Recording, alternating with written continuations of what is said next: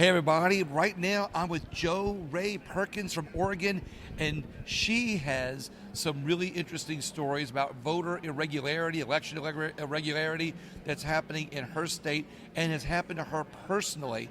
As I've been telling you, we have a lot of stories from this from the summit here, and it's going to be impossible to watch 2 days of it, so I'm doing it in quick interviews, and if you listen to this information, you're going to be amazed and realize how much repair our election systems need.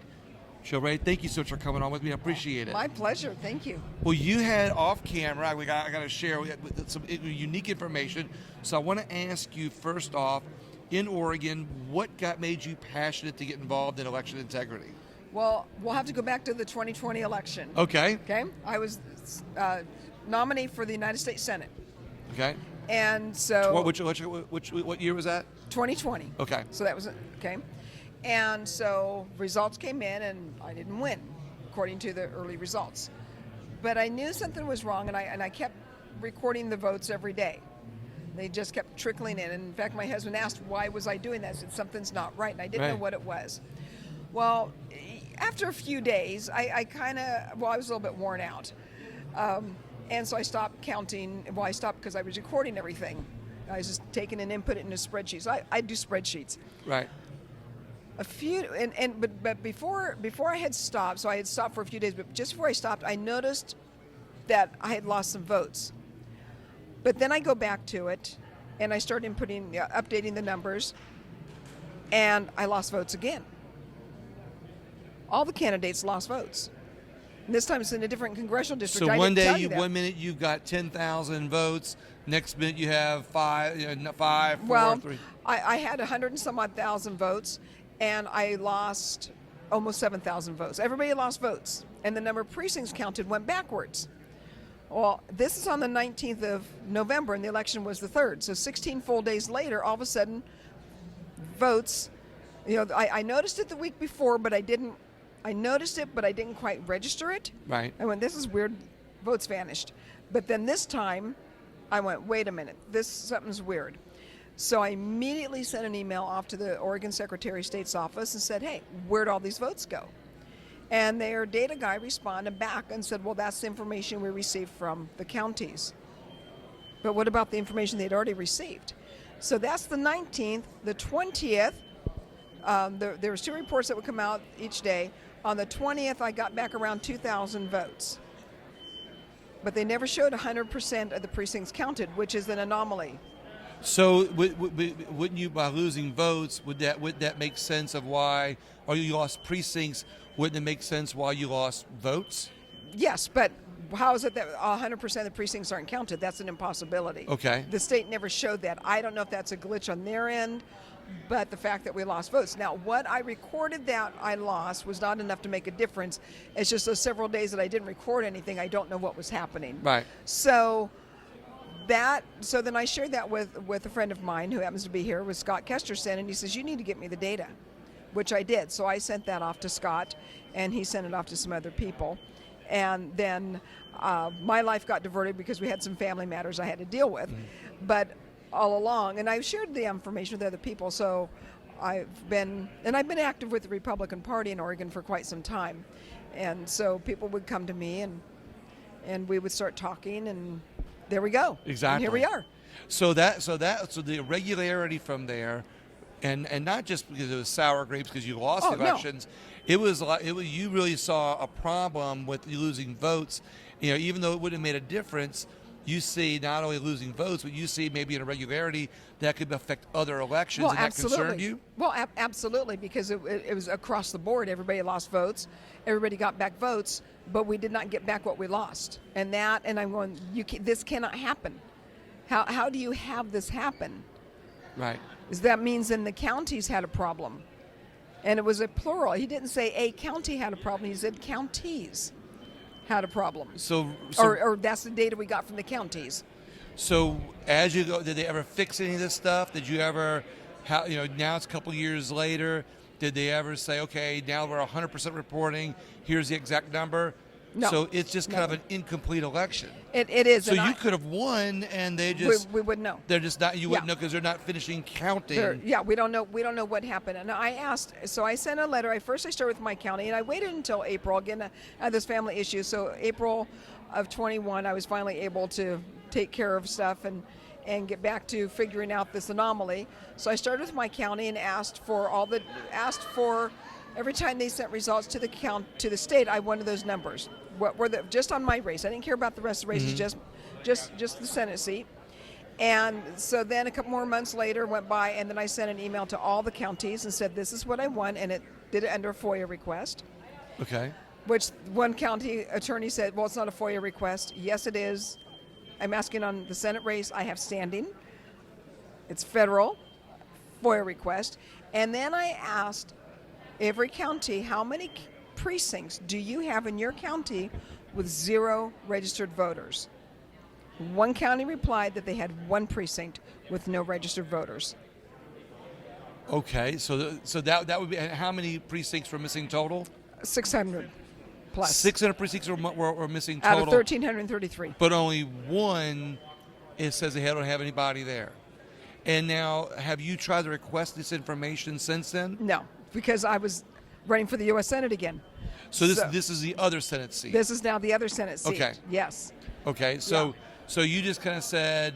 I passed the information on, and I got, in fact, one of the counties sent me, they did not have the data I wanted with the vote totals. Yeah. So they sent me their cast ballots, which I passed on to Don Powers, who is the co-chair for elections integrity on the Oregon Republican Party. Our speaker today is Janice Dysinger. She's the chair. Yeah. So I passed it on to Don, and he said there was some interesting data in there, which we still haven't sat down and talked about it. So you've just kind of said, forget it, it's gone, not going to do it. And I've repeated this again, but I don't understand why you would. I mean, like I would have been mad and said. I didn't say forget it, let's move on. The calendar is moving. Okay. And knowing that the election is coming up, I didn't have time to waste to win an election again. Okay. And so while putting that information out there, knowing that the counties did not respond, or most of them did not provide what we asked for. And what I started off with my emails to all of them is, I'm traveling the state, and people are concerned about election integrity and the voting system. I want to prove there is no fraud. Please help me out with this information. Okay, so this is that. So that's a chapter in your life closed. Yes. What semi closed, because we're always going to have this question mark. The challenge is, if we don't get this information by September 2nd, it's gone. That's our 22-month deadline. So now we're not just talking about your race. We're talking about the presidential race. We're talking about everything. Yes. And so what can be done to stop that information? Or I'm understanding now they're not wanting you to get the information, because then you'll have the presidential information also. And we'll have the Secretary of State information. Okay. Okay. I'm seeing it now. So this is not really just about your race. This is if they get you this information, you have information on the presidential race too, and any irregularities that were with that. Well, even though I asked only on my race, it would if we saw. It would be very strange for there to not be down ballot voting.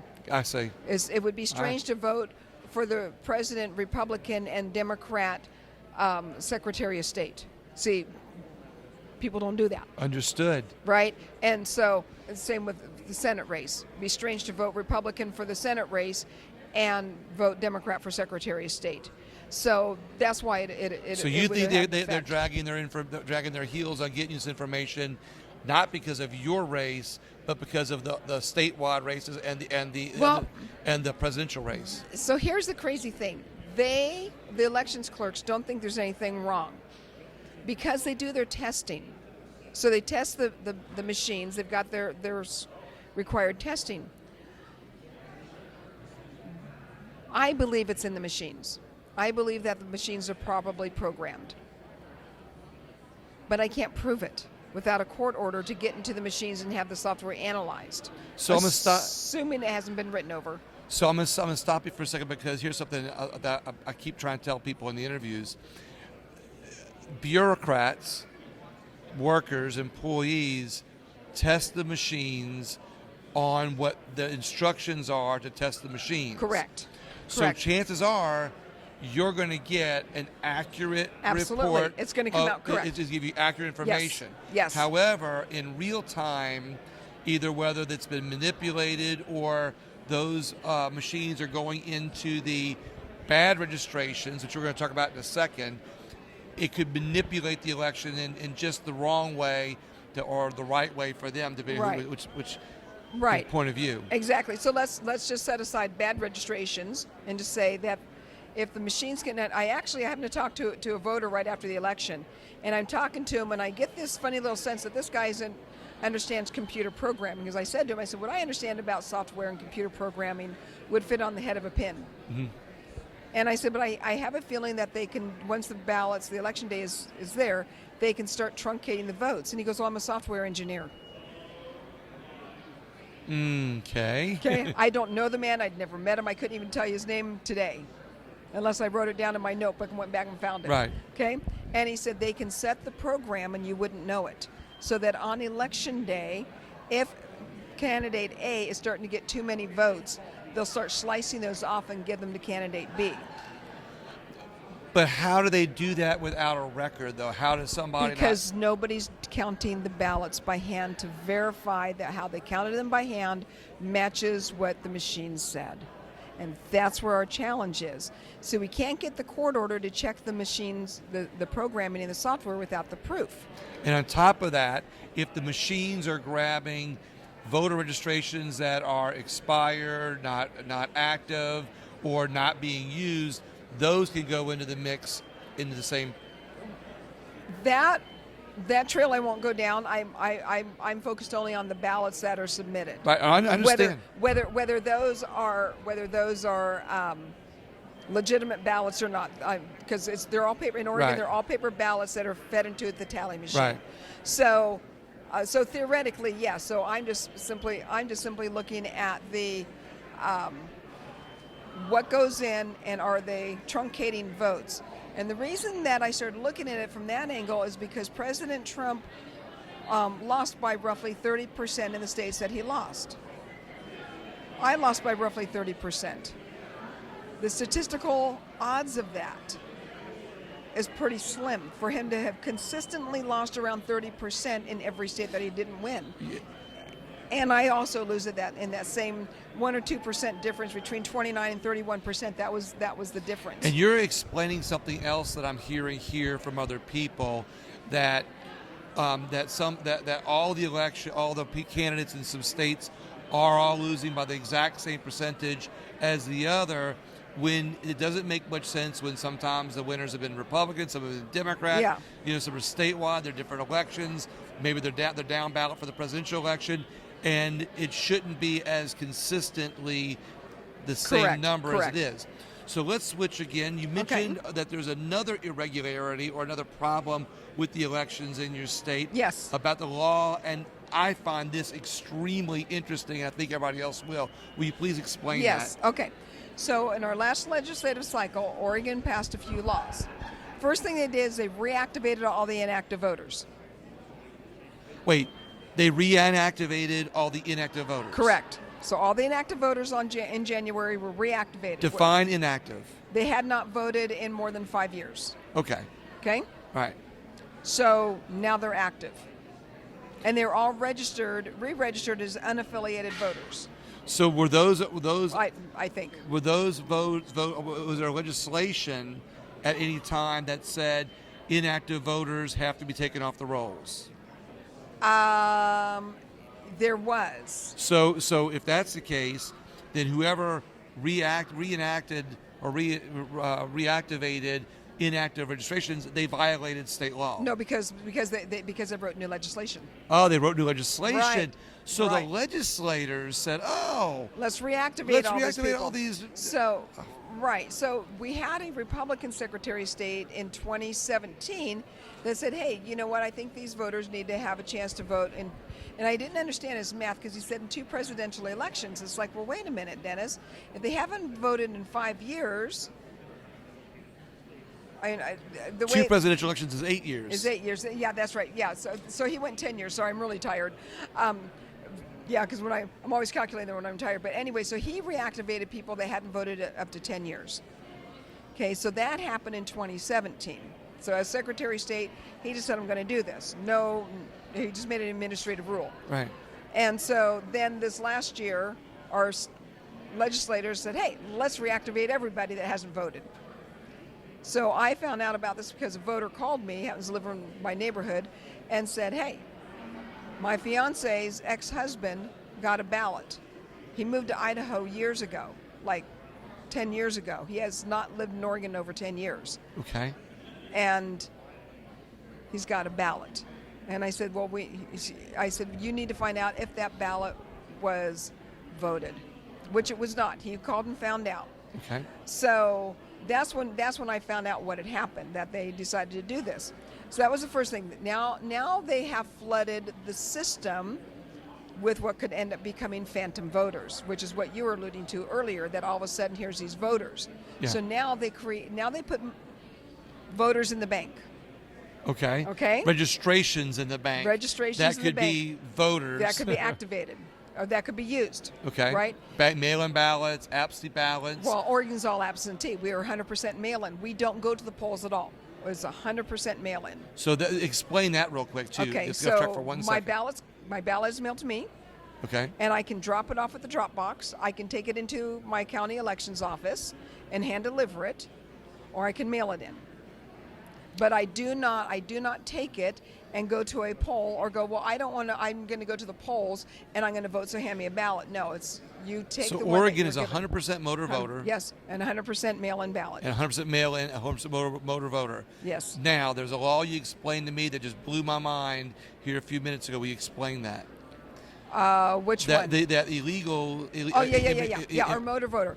So several years ago, we had on the ballot a citizens initiative that illegal residents could not get an Oregon driver's license. The people voted for it. The people voted for it. They said, we do It not was a want. people's petition that we got on the ballot. Across the board, it went down 2-3, 3-2, and we wiped out. I mean, the Democrats agreed with us. Okay. Okay? And then in 2018, somewhere in there, let's see, it would have been an odd year.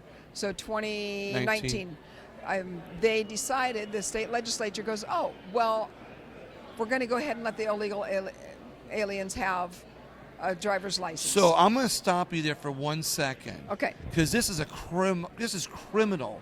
The people voted Yes. that they do not want illegals to be able to vote through motor voter. And we don't want them to have driver's licenses. Don't want them to have the driver's licenses, right? Right. The people voted that. Yes. And overwhelmingly, they won that issue. Correct. And the legislature overruled the people. Correct. And passed a Isn't new law. the legislature elected to represent the people's wishes? That's what we thought. Oregon, please wake up. This is criminal. It is. And This makes me mad. And so because in Oregon we had the motor voter law, when you get your driver's license, you are automatically registered to vote. Now, if you change your name, which happened to my daughter-in-law, she had registered to vote for the first time ever in her life.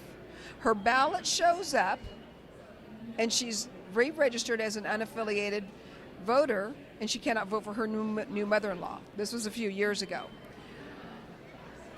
They didn't see the postcard that said, oh, you've been registered to vote. Well, yeah, I've been registered to vote. They would have thrown it away. They didn't see that. They switched her from a Republican, and we have closed primaries, to an unaffiliated candidate or voter.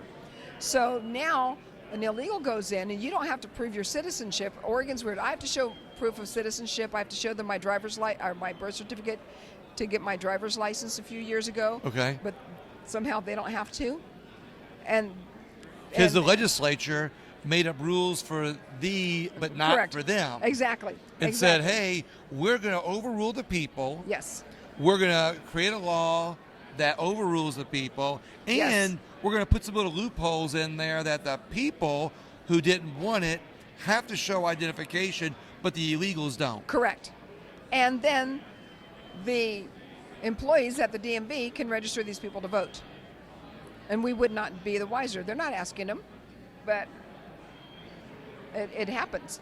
This is I'm perplexed. So what finishes the story? So 2 more things happened in our 21 legislative session. So they reactivated all the voters. Then they decided that they were going to go by postmark date on the ballots. So it used to be that the ballots had to be received by 8 p.m. on Election Day, which, by the way, 2 years ago, the state said, oh, we're going to pay for the return postage so you don't have to worry about a stamp. Okay. And to my knowledge, I don't think that the post office typically puts a cancellation stamp on the prepaid postage. Okay. Okay. I think I have to check, but no, now, they don't always. Yeah. No, there is something about that because I've seen the prepaid, and most of the time it is not stamped. The recipient. So this is sneaky. Yes, it is. So the legislature now is it mostly Democrats or yes, Republicans? way Democrat. Okay. Way so Democrat. they said, oh, here's a loophole. Here's a loophole. We're going to pay for the postage. Right, we'll pay for the postage. Then they say, okay, well now the elections clerks can accept the ballot up to 7 days after Election Day as long as it is postmarked by Election Day. So if it's not postmarked, it could come in 10 days. It is up to, well, no, they have to get it by the 7th day. Okay. Okay. But if they can't read the postmark, the elections clerk can make their own personal decision to accept or reject it. And what the Secretary of State's office has said, and I'm paraphrasing, is that it is that we are accepting it on there's a specific term for it, but basically the intent was there that they would have mailed it in time, and the concern is because if you drop it off after 5 o'clock at certain post offices in small out of the way towns, it doesn't get postmarked for at least a day. So a little bit of grace there on that. But here's the other thing. People that have a business and have their own postage meter, they know this. You can get a Pitney Bowes postage meter registered to your post office and put postage on it, and you set the date. But it's still beside me how the legislature is overruling the people's wishes, Yes. creating laws that include some and not others. Correct. Okay, and then they create these laws where they're allowed mail-in ballots up to a certain date, but they're going to pay for the postage. It's like all these little loopholes. I want to say it like this. It's these type of nuances that some people might go, yeah, that doesn't really affect elections, but it's these types of nuances that overall do affect elections. Yes. And also can manipulate in this case, other things that are going on. Correct. Because let's say, oh, we're going to pay for your postage. It sounds all great. You don't have to pay for postage. You can vote for free by mail, like if you went to the ballots. But the legislature does a thing where they're going to pay for it, and if the postmark's not in there, it's the intent. It's the little nuances combined, if you will, that are making the individual nuances aren't making a difference, but combined they are making a difference. Absolutely. And then the final one. Oh wow, there's more. There's more. They passed another law that if a person is charged with spreading mis or disinformation about the integrity of Oregon's voting system, they could be charged, and if found guilty, have an upwards of a $10,000 civil fine. What? Yes. Your legislature's out of control. They're out of control. Now, this could be my opinion. Everything that I've said here today is my opinion based on my experience. Okay. Based on what I have seen, and based on some common sense insight. But I could be charged with spreading mis or disinformation.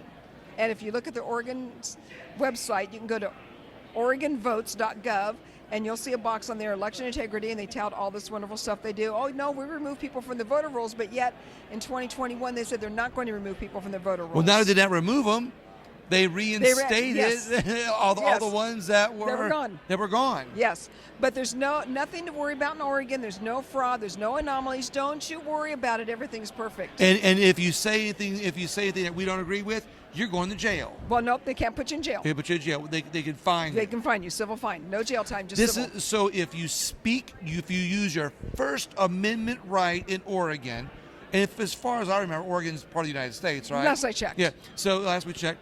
So if you speak your mind in Oregon, they could fine you. Correct. They could charge you and fine you, and they would be the judge, jury, and executioner. And they would be the judge, jury, and executioner Yep. if you speak your mind. Yep. It's almost like social media platforms that say, if you speak your mind, we're going to deplatform you. Yeah. Oregon's saying, you speak your mind, you're out. We're going to charge you 10 grand. We're going to charge you 10 grand for speaking your Yep, mind. so the whole idea is to shut people up. That's the bottom line. Don't rock the boat. The whole idea is don't talk about what we're doing wrong Yeah. in the election system, because if you expose what we're doing wrong, you're going to get paid $10,000. Right. And we're going to send an IRS agent to audit you. Probably. Oh, so, my gosh. Yeah. So this is so Oregon. What a lot of people don't realize about Oregon is a testing state. Is it what state? Testing. They've Okay. tested radicalism in Oregon for years and years. Remember I said we're the first all vote by mail state. It happened to start in January of 1996. The first election they tested it on was on the man who became Senator Ron Wyden, and he was a U.S. rep, and that was a Democrat. We have won one Republican seat statewide since all vote by mail, and that was Dennis Richardson, the Secretary of State Republican. That's the only statewide race that we've won. This is unbelievable. So, real quick, we're going to last question. Yep. You're running for Senate. Yes. We're going to have you on again. Excellent. And we'll do just a podcast all on Okay. all about you and your Senate race. We'll let the viewers look out for you on Okay. that. But in the meantime, how can people find out more about your Senate race? Okay, piece of cake. My website is so easy. My last name is Perkins, P as in Paul, Erkins, like Ma Perkins. Right. Okay. Perkins.vote. Perkins.vote. That is awesome. That's a great Yeah. one. Joanne, Joe Rae. Joe Rae, I'm sorry. It's okay, it happens all the time to me. Yeah, Joe Rae. Thank you so much. Oh, I really thank you. appreciate it. And I really would like people, like I said, to hear what this state legislature is doing. This video, please share it, because not just Oregonians, but everybody could be affected by this. Absolutely. If it works in Oregon, other states are going to replicate it. Absolutely, they do. More election integrity videos coming up. Thank you so much.